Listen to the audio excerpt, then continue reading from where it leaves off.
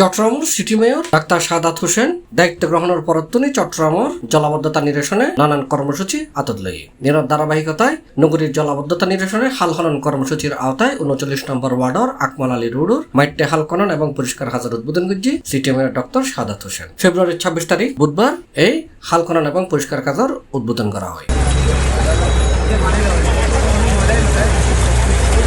এই সময় উপস্থিত আছেন চৌশিগড় প্রধান পরিচ্ছন্ন কর্মকর্তা কমান্ডার ইফতেখার চৌধুরী, বাংলাদেশ জাতীয়তাবাদী দলের আন্তর্জাতিক বিষয়ক উপকমিটির সদস্য ইসরাফিল খসরু, কাউন্সিলর সরফরাজ কাদের রাসেল, শরীফুল হক মাহি, প্রণব শর্মা, মাহবুব আলাহি, নুরুজ্জামান আয়ুব, জাভেদ আনসারী সহ আরো অনেকে।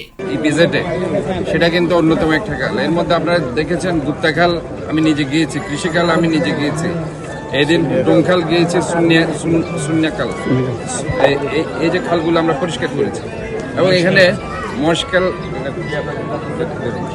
তো এই যে জিনিসগুলো যে আমরা কাজ করে যাচ্ছি জলাবদ্ধতা নিরসনের জন্য। তবে এই খালটা আপনারা দেখেছেন, এই খালটা হচ্ছে সবচেয়ে এক্সেপশনাল একটা খাল, যেখানে সবচেয়ে বেশি ওয়াসার পাইপ আমরা দেখতে পাচ্ছি এবং আমরা দেখতে পাচ্ছি যে এগুলো এখানকার যারা হয়তো লোকজন আছে তারা অপরিকল্পিতভাবে তারা এখানে ঢুকিয়ে দিয়েছে এবং এই পাইপ থাকার কারণে গিয়ে আমরা কিন্তু এখন এসে কাজ করতে পারছি না।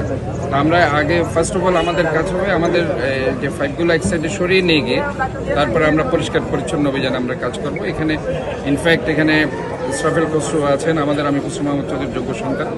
এখানে আমাদের এই এলাকা থেকে বারবার ওয়ার্ড কাউন্সিলর সরফরাজ কাদের।